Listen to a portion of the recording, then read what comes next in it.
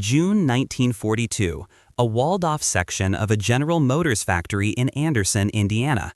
300 workers, according to production records, operate around the clock under sworn secrecy, forbidden from discussing their work with anyone, including their families. They are not building car parts, they are building pistols. Crude, ugly, single-shot pistols with smooth-bore barrels and stamped steel frames. Pistols designed to be manufactured faster than they can be reloaded. The assembly line reportedly produces one complete weapon every 6.6 seconds. By the end of August, they will have built approximately 1 million of them. The project has no official name. Internal documents call the barrel a tube, the trigger is a yoke, the firing pin is a control rod. The official designation FP-45 stands for Flare Projector Caliber 45, a deliberate lie designed to make Axis intelligence believe it is merely a signaling device. The workers call it something else. They call it the Woolworth pistol, because at $2.10 per unit, it costs less than a decent pair of shoes. The plan is audacious. Drop these pistols by the hundreds of thousands across occupied Europe. Arm every farmer, every shopkeeper, every ordinary citizen with the means to kill a German soldier at close range. The theory holds that even if the Germans recover most of them, they will never know how many they did not find. Garrison troops will face great mental anguish, distrusting every civilian. The occupation will become psychologically unbearable. Germany will need to divert thousands of troops to rear area security. The war will be shortened through pure terror. That was the theory. Here is what actually happened. Only a fraction of the 1 million pistols manufactured were ever distributed to resistance fighters. Estimates vary and surviving records are patchy. The majority were scrapped, melted, or dumped at sea after the war. And despite decades of searching by historians and collectors, no confirmed, documented combat kill has ever been authenticated in the archival and specialist literature. The FP-45 Liberator may be the most manufactured military firearm with no verified operational effectiveness in history. But that is not the strangest part. The strangest part is that the legend became more powerful than the reality ever could have been. The myth of German terror, the stories of Nazi officers looking over their shoulders, the tales of resistance assassinations in occupied France, nearly all of it appears to have been constructed after the war ended.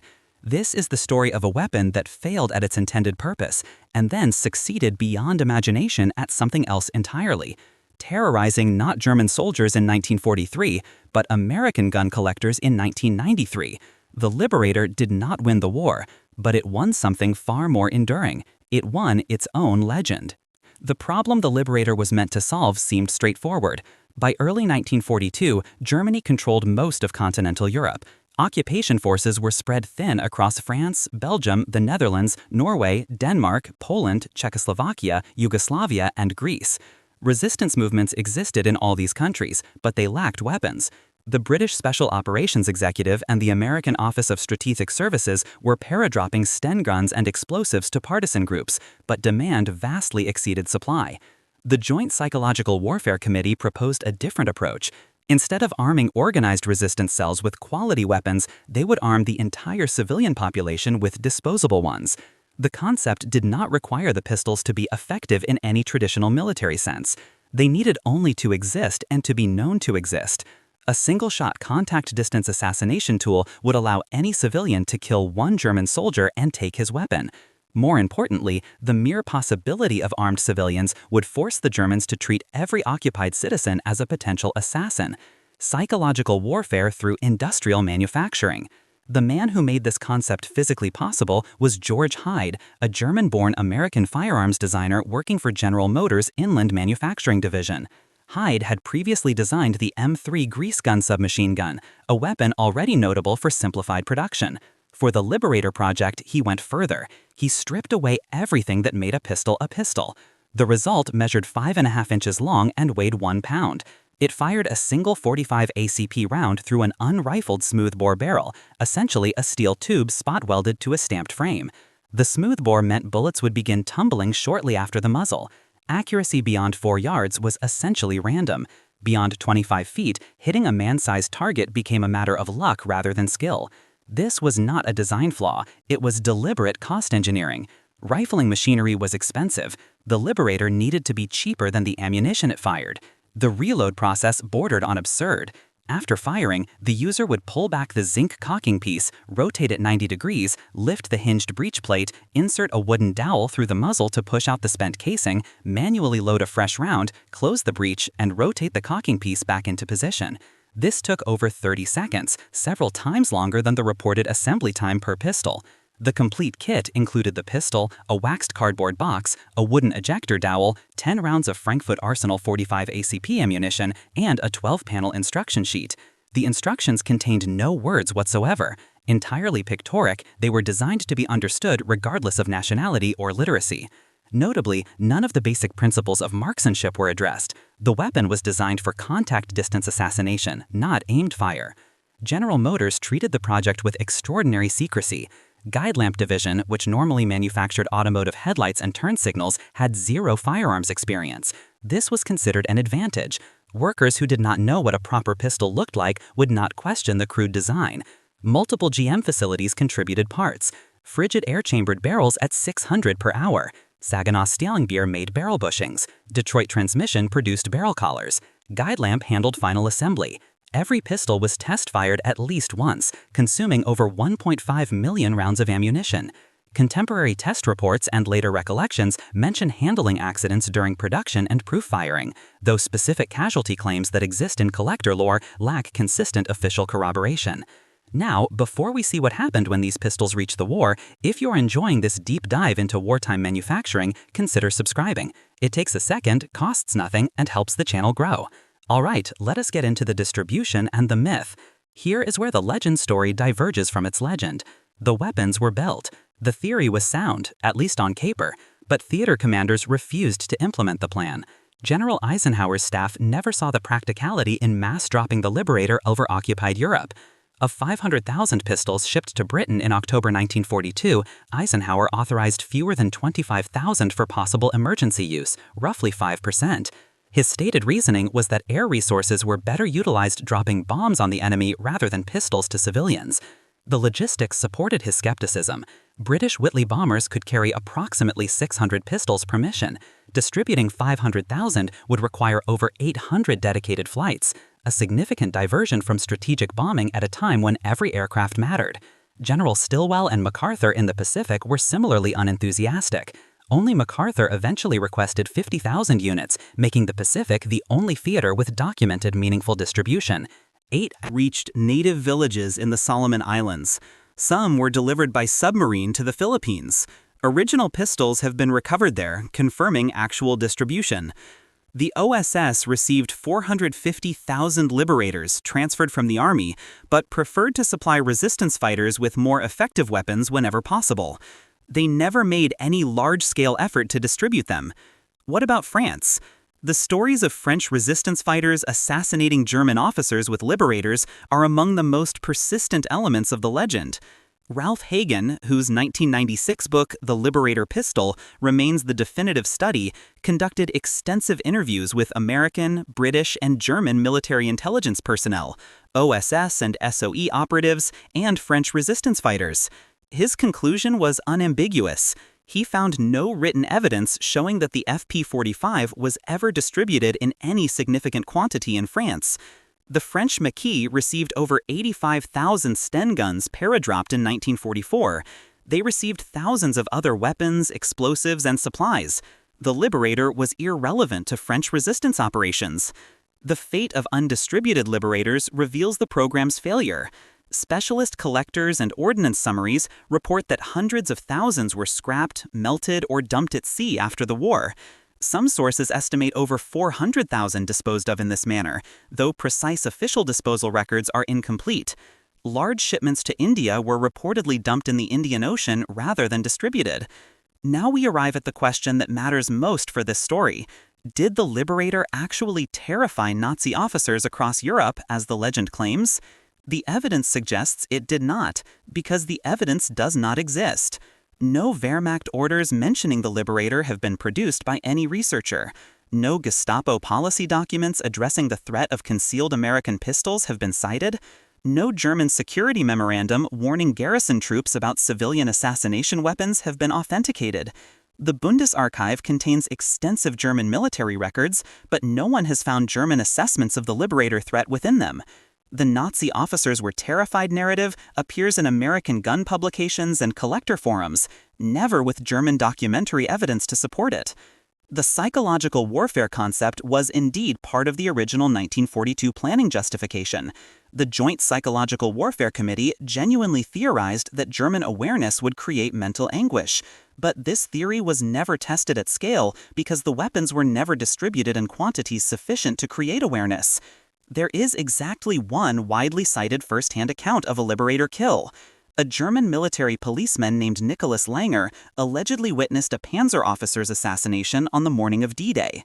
He reportedly called the weapon a Browning assassination pistol and claimed there were thousands in circulation in occupied France. This source has serious problems. The account appears in D-Day Through German Eyes by Holger Eckhartz, a book multiple historians consider likely fabricated. Historian Giles Milton told The Times that there is no record of any of the soldiers in any other publication. The publisher has no other titles. The author's name appears in no German phone directories. The German National Library has no record of the book. The only cited eyewitness account of a Liberator kill comes from a book historians consider potentially invented. The Baltimore Police Museum states the matter plainly. There are no documented instances of any Japanese or Nazi occupation trooper actually being killed by a resistance fighter or guerrilla armed with a Liberator pistol. Ian McCollum of Forgotten Weapons concludes that the Liberators did not ultimately have any measurable impact on the war effort. The evidence gap has legitimate explanations. The weapon had no serial numbers and no manufacturer markings, making it deliberately untraceable. Resistance fighters did not keep records that could be captured. The weapon was meant to be used once and discarded. Hundreds of thousands of pistols were dumped at sea, and records were likely destroyed with them. But absence of evidence is not evidence of use. The single wartime photograph showing an FP-45 in theater depicts it in the waistband of an Asian man in Kunming, China, not exactly compelling combat documentation. The British took a fundamentally different approach to covert assassination weapons. The Special Operations Executive developed the well-rod silenced pistol through opposite philosophy.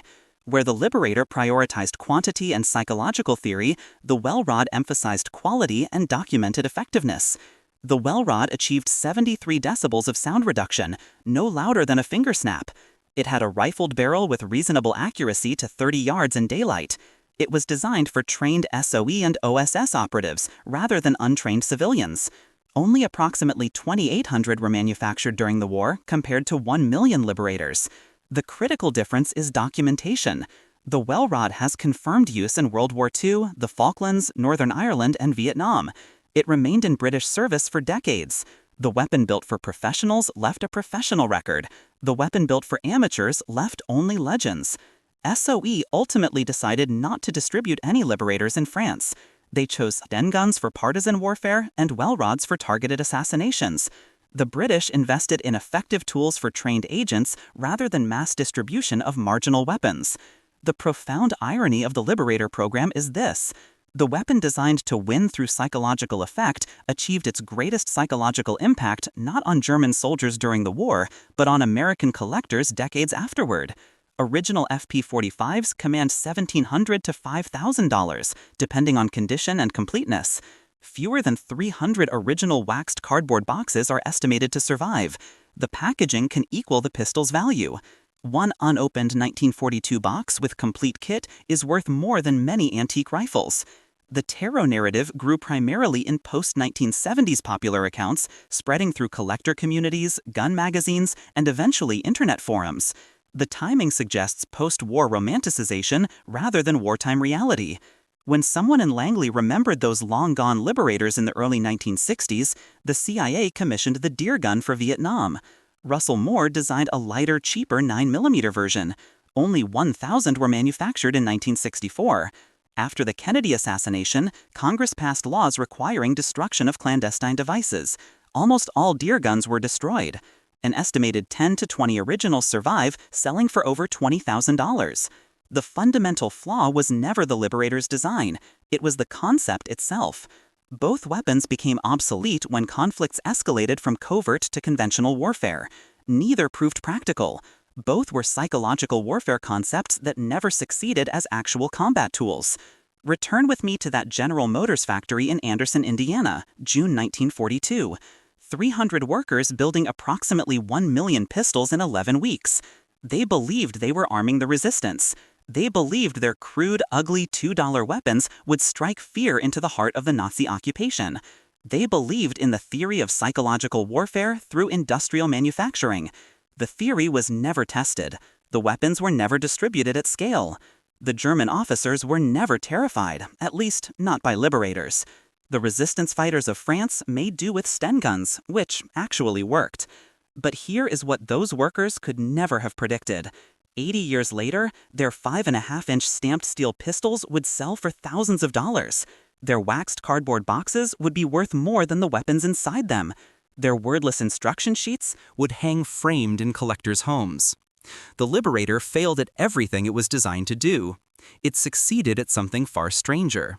It became a myth, and myths, as any psychological warfare expert could tell you, are more powerful than any weapon. The FP-45 did not terrify Nazi officers across Europe, but the story that it did has terrified collectors' wallets for generations. In the end, perhaps that is its own kind of victory. The numbers tell the story.